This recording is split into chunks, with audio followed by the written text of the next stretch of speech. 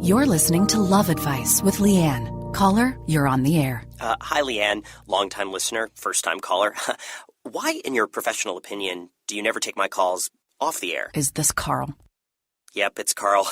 I mean, we had a few dates. Everything was great. I thought, Well, you know, when you switch to Geico, you could save a lot of money on car insurance. Okay, awesome. You should call them. I will. Geico, because saving 15% or more on car insurance is always a great answer. Blog Talk Radio. Welcome to Nonprofit U, a forum where nonprofit stakeholders can share lessons learned and discuss the latest developments in the industry. My name is Valerie, Leonard, your host. I'm a consultant to nonprofits, and I specialize in community and organizational development. I work with nonprofit organizations to help them make a stronger impact to their clients and communities. You can find Nonprofit U on Facebook and Twitter, and I encourage you to follow us and to comment early and often using the hashtags NonprofitU, Second Chances, or Safer Foundation. You can also leave comments on blogtalkradio.com/nonprofit_U. The chat room is open, and you can post comments and questions. In order to use the chat room, you must open a listener-only account. You'll find a link to open the account on the page for this episode. You can also email me questions at consulting@valeriefleonard.com. We'll be taking questions by phone and from our chat room at about the 20-minute mark or so. The call-in number is 347-884-8121. Today's topic is using second chances to make communities safer. We'll talk about the issues surrounding reentry and the work the Safer Foundation is doing to help foster safer communities. Again, we encourage you to call in with questions at about the 20-minute mark. You can start posting in a chat room, and I see some of you are already there. Thank you very much. And you can also email me questions right now. Again, my email address is consulting@valeriefleonard.com. If you want to participate in the live chat, you must open an account, and the link is found on the episode page. The call-in number again is 347-884-8121. Nonprofit and community development professionals, as well as those who work in reentry, are especially encouraged to call in and share your stories and strategies. Today's guest is Eel of the Safer Foundation, and he brings a unique blend of leadership experience to the foundation. This experience includes more than 20 years in the corporate sector with AT&T and Sprint, and in addition, Victor served as the Chief Operating Officer for a local nonprofit where he directed a variety of entities providing social services, education, and relief efforts both locally and abroad. In 2014, Victor was appointed by the governor to the Illinois Human Services Commission. He also represents Safer Foundation on the Illinois Commission to Eliminate Poverty and the Illinois Workforce Investment Board. Victor is a graduate of Roosevelt University in Chicago. He and his wife, Dale, have 4 children and reside in Chicago. And I would be remiss if I didn't acknowledge his role with the Cook County Commission on Social Innovation, where he is the chair of the Social Capital Committee. So I want to say thank you again, Victor, for joining us today. And before we get started talking about your work with Safer, can you give us an overview of some of the issues surrounding reentry? Specifically, we're looking at some of the communities that are most impacted. Well, Valerie, thank you so much for inviting me to join you on this very important program that you have. I think this is great for nonprofits to be able to learn and share information, so thanks again. And before I go any further, in case my wife is listening, her name is Talise. Oh, Talise! I'm so sorry. And so I don't get in trouble. You can't get me in trouble, Valerie. Okay. I have to be able to go home tonight. I'm so sorry, Mrs. Dickson. That's okay. As far as the issues surrounding reentry and the communities impacted, I understand that you have listeners that are both here in the States as well as abroad. most people now realize that the United States has more people incarcerated than any other nation in the world. We have 5% of the nation's the world's population and 25% of the world's prisoners. Right now, we have about 2.2 million people that are in prison here in the United States, in federal and state prisons and jails all around the country. We have about 5 million people who are under some sort of court-ordered supervision on probation or mandatory supervised release after prison, so they're essentially still under the control of the criminal justice system. We have between 70 and 100 million people in our country that have some criminal record. That is an important issue because if you have a criminal record, legally you can be barred from employment and housing and education and receiving public benefits. In 9 states, you can't even vote. You lose the franchise, the ability to vote.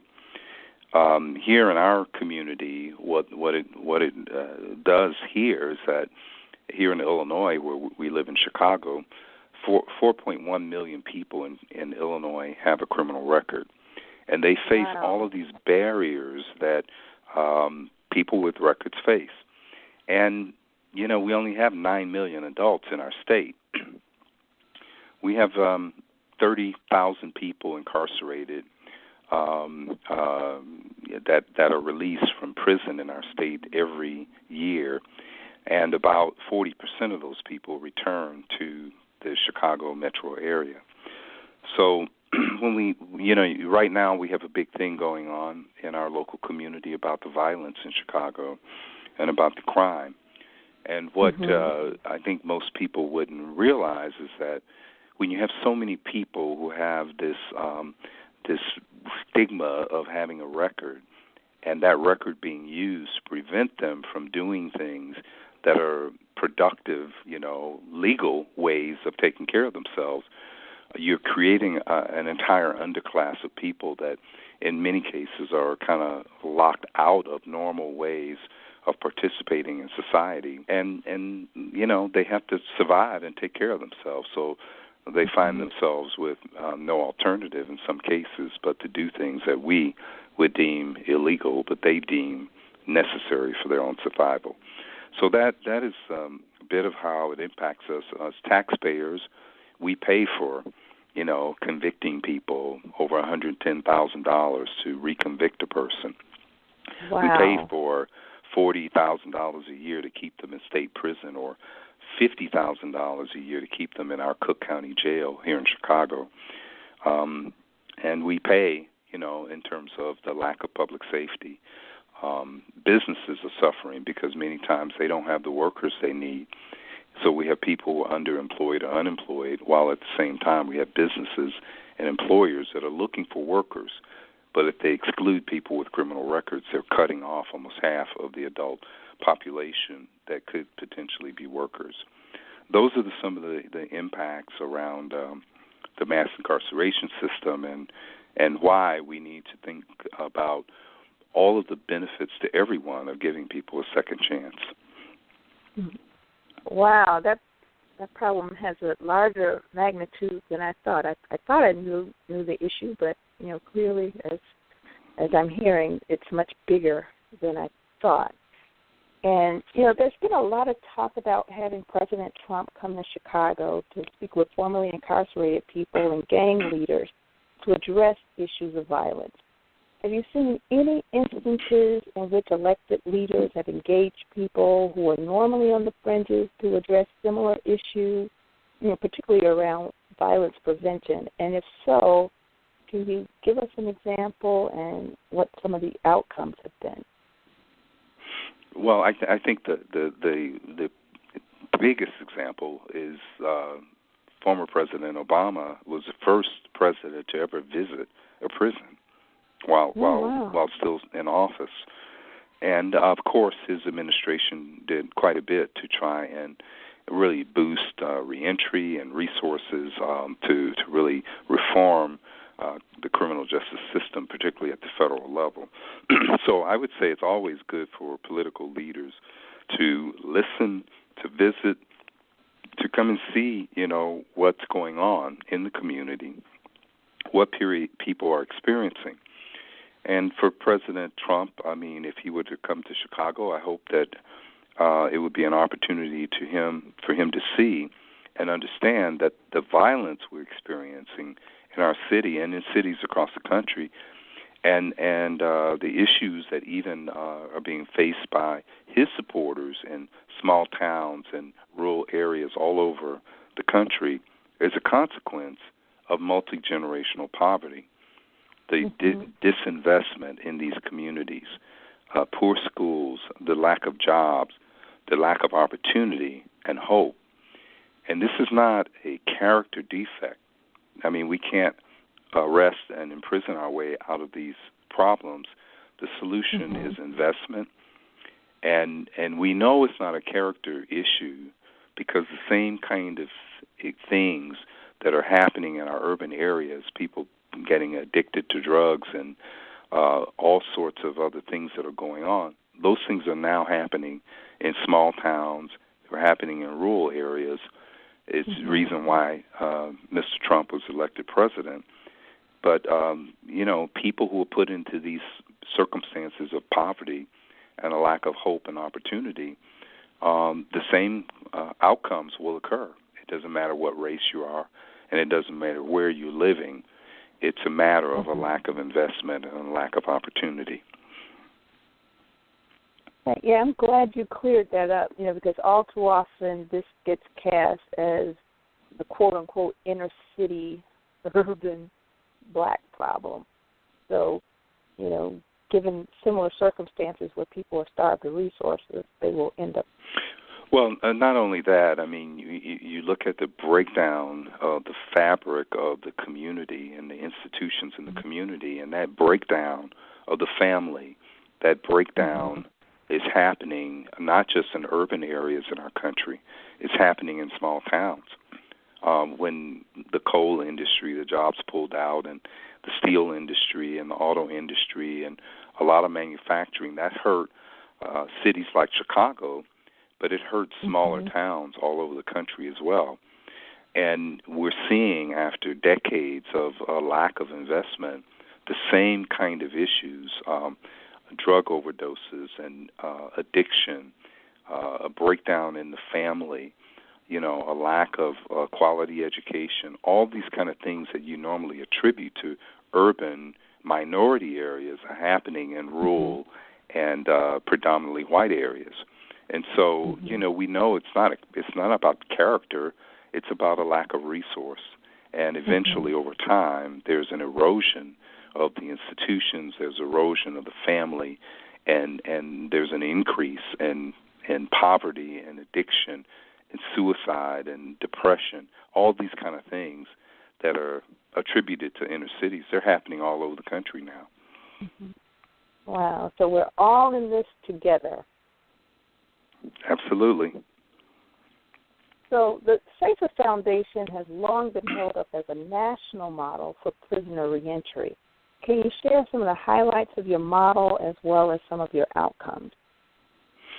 Well, I think that we operate in two spaces. One, working with individuals before they're released from prison. We operate two community correction centers. They are minimum security prison facilities. We have 580 inmates. They're individuals who've been sentenced to state prison who are within 2 years of their release, and they're coming back to the Chicago area.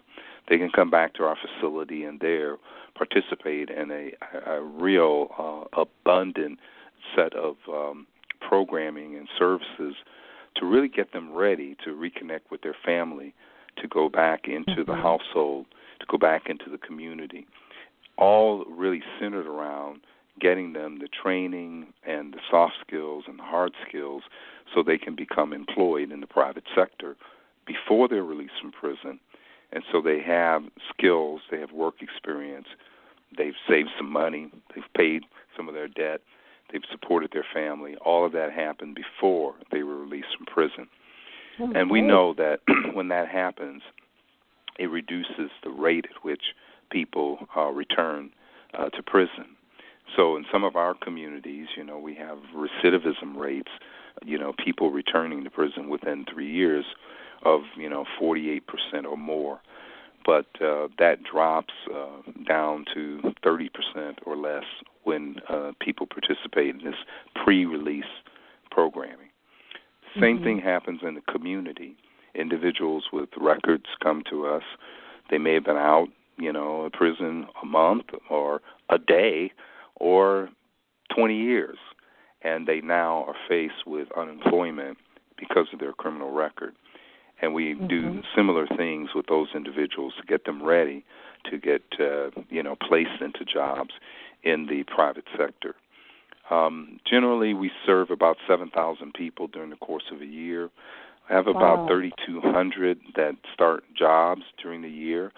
And, about half of those people are placed directly by our job developers, and others have taken the skills that they learn in terms of how to search for a job, how to prepare for a resume, how to interview, and they come to our one-stop center, and they search and find jobs on their own, facilitated by our staff. So that's what we do, and overall, when we look at all those people, the pre-release and post-release together, we do a report on our impact on recidivism, and we know that when a person works, it reduces the recidivism rate from a statewide average of about 47% down to about 17.5%. And the higher the wages, the lower that recidivism rate goes. So some of the people that are in our advanced manufacturing training and get jobs working in the manufacturing industry, that recidivism rate is as low as 12%. So it significantly impacts the rate at which a person is reincarcerated. And so what that means to, some people, they say, well, just lock them up and throw away the key. Well, they're going to come out, most of them. 90% are going to get released, and they're going to come back in the community. And the question is, when they come back, do you want them to be productive, tax-paying, working citizens? And do you want to have safe communities? Because if they're working and they're not recidivating, it means that they're not committing any new crimes that cause them to be reconvicted. It means we have public safety. It means we save taxpayer dollars. And that's the kind of outcome that we're looking for. Oh, that's huge. I want to remind our listening audience that you're listening to Nonprofit View, and we're speaking with Victor Dickson. Victor is the CEO of the Safer Foundation, and we'll be taking questions from our callers as well as from our chat room in about 2 minutes. And if you have any questions, the call-in number is 347-884-8121. Just want to make a comment, and then I will take calls, assuming that the callers on the line want to make comments. So I used to run a nonprofit in North Lawndale, and we were really pleased to have the Safer Foundation ATC. I believe that's what it is, the ATC Center. Right, Adult Transition Center, yes. Okay, so not only do you focus on job training, but there's significant socialization going on while folks are still there, and I know you know this. But we were working with the African Garden on 12th Place in Central Park, and the way we designed the garden at first, we thought we would just have these circular beds or whatever.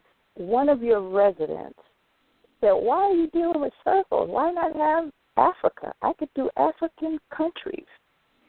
So what he did was he created beds for us, I'm serious, in the shape of 6 African countries, and then he painted signs, of these African countries. So in the center we have the continent of Africa, because again, all this stuff was going to be circles, and he was the one who told us, do the continent of Africa, and then do different countries around this bed. And that's what we did, the first iteration of the garden. And people, came from, all around the neighborhood to see, and it just instilled such pride. And then he was so proud, and then, some of residents were also proud. So that really touched my heart. And that happened, 2000? That was 17 years ago. And that memory still sticks with me. So I thank you guys for that. And that's just one example. Well, I think what you're noting here is that many of the people who have been incarcerated have talents, they have abilities, they have a lot to contribute. And we never think about the fact that most people who commit crimes that result in their incarceration were victims first. They were victimized by poverty, by neglect, by physical and mental abuse. They've been victims of crimes themselves, and a lot of times we don't think about that. And so some of the clients, one of our clients will say, has said to us, look, I made a mistake, but I am not a mistake. Mm-hmm. I may have done something that wasn't right at a point in time, but that doesn't define my entire life. So we see ourselves as, how do we unlock the God-given talents and abilities that are there with people? How do we help them become things that they once dreamed they would be, maybe when they were a child? How do we help them surface the talents and the abilities that they have and allow them to put those to good use for our communities, for our society, but also for them and their families? And that's a great opportunity that we have that benefits everyone. Okay, I'm going to check with a couple of callers and see if they have any questions or comments. If you can hold on just a moment, let me check and see if they want to make comment. Sure. Okay, caller, you were at area code 312-667-2121. I was just checking in to see if you had any questions or comments.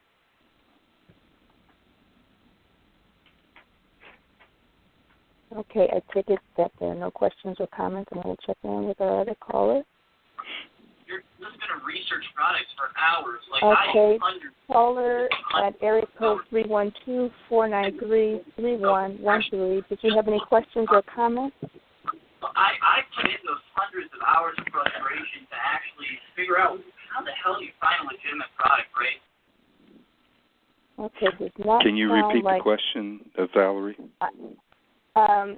Yeah, I was just wondering if they had any questions or comments. It didn't sound like either of them had any questions.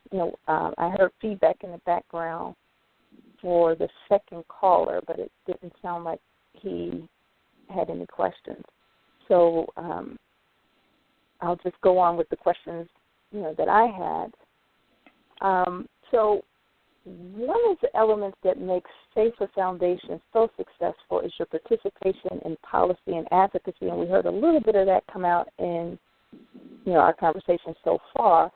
But, there are a number of organizations that are emerging, and they may want to strengthen their ability to impact legislation as well. So what advice might you give some groups that are just starting to do policy and advocacy? Well, I think if you are, in the space of reentry, the Safer Foundation has a coalition that we call CARE. It's a council of advisors to reduce recidivism through employment. So CARE is a whole lot better than trying to state that mouthful all the time. But we have about 100 organizations and individuals who work together on various policy and advocacy efforts. So, you could go to our website or contact our office at 312-922-2200 to get connected with people involved with CARE. But I would just say that the one thing that I find is that, the advocacy and policy work is about eliminating barriers that people face in their lives and creating new opportunities. And so, what is interesting is that many of our politicians don't have very many people that they actually have coming to them to talk to them.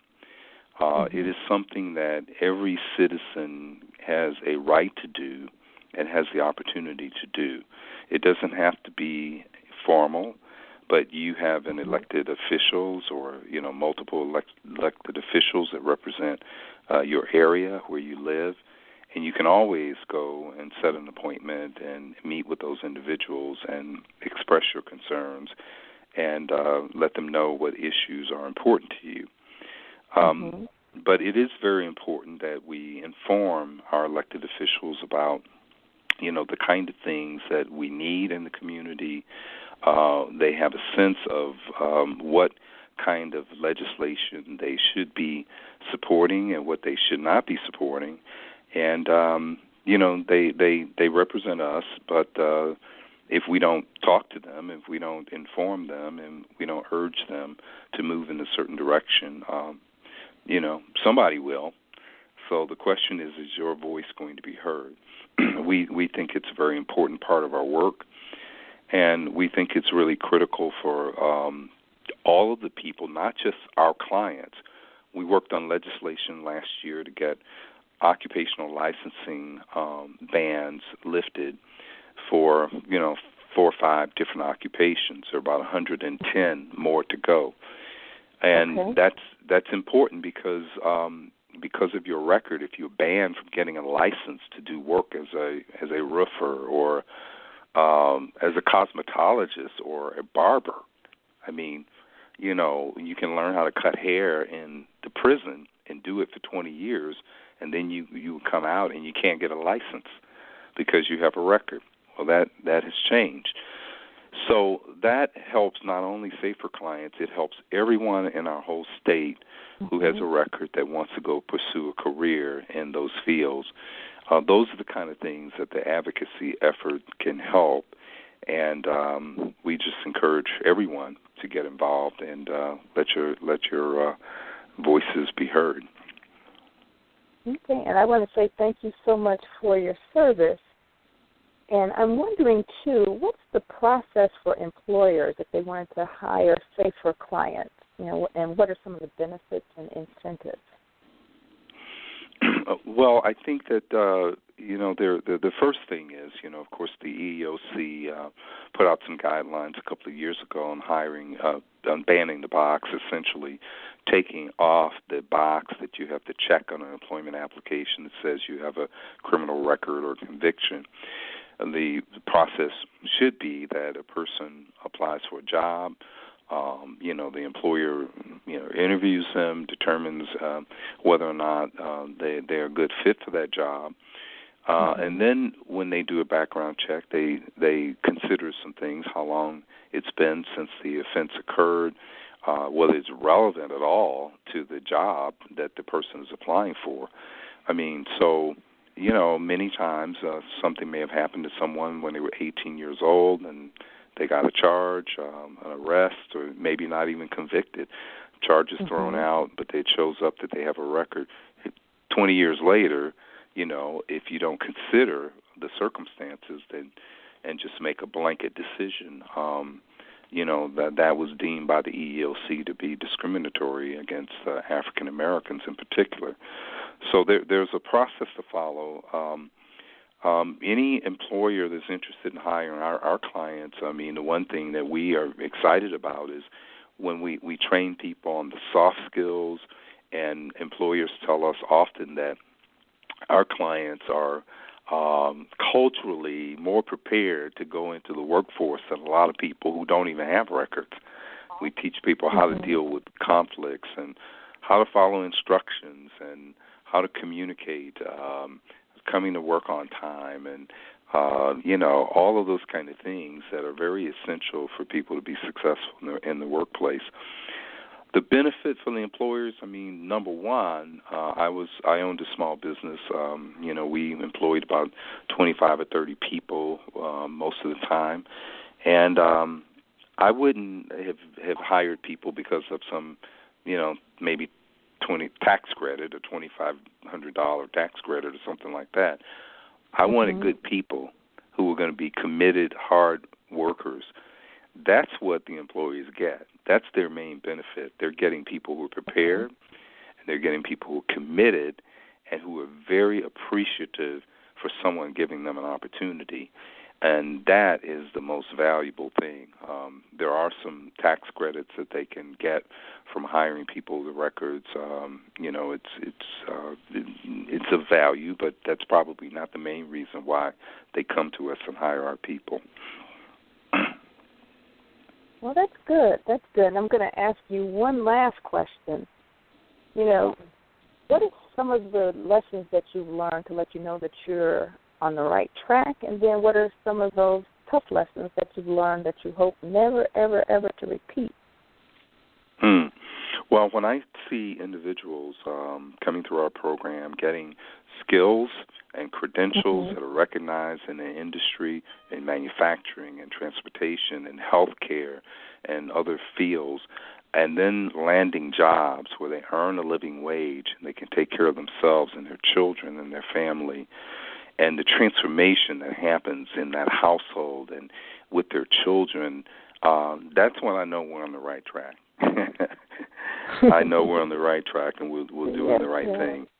I think that the things that we have to do better is just making sure that we are really equipping people properly, that we're in tune with what the employers needs, and we're not training people for jobs that don't exist and in ways that don't totally make them successful, and improving on that process.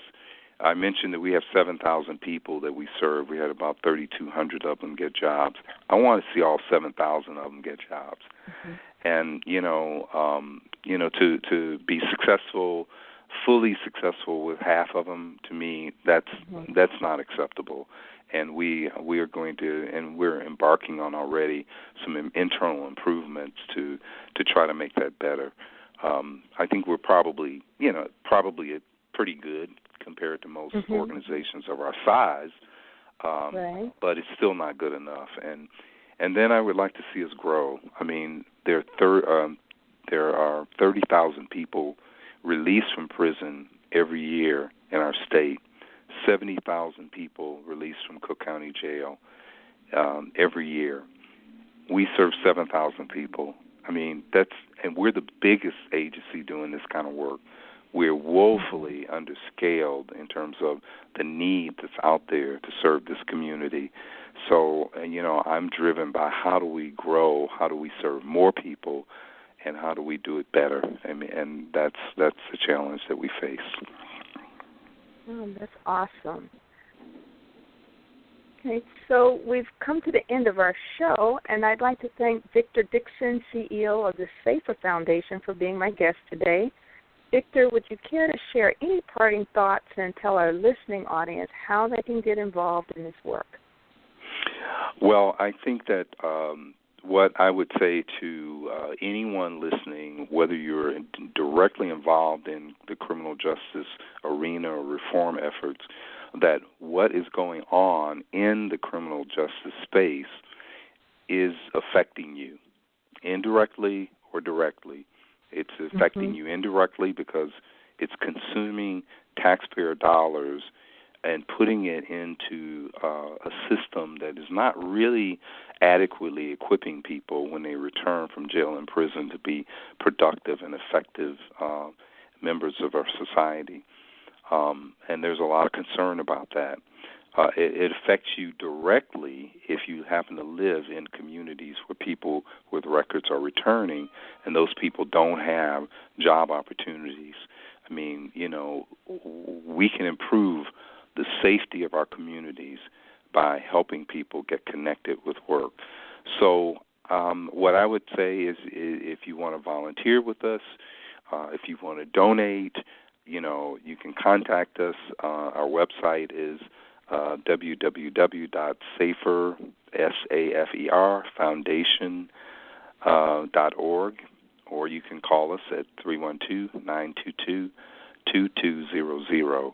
And we would love to have you donate funds, volunteer.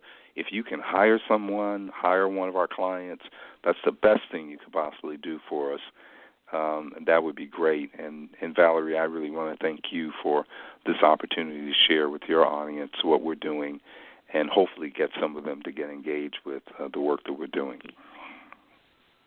Well, thank you, Victor. Thank you. And I want to thank our listening audience for listening to Nonprofit You today. The show will be available for download within about an hour, so be sure to tune in next week for a discussion on nonprofit sustainability, and I will see you next week. Take care. Bye-bye. Bye-bye.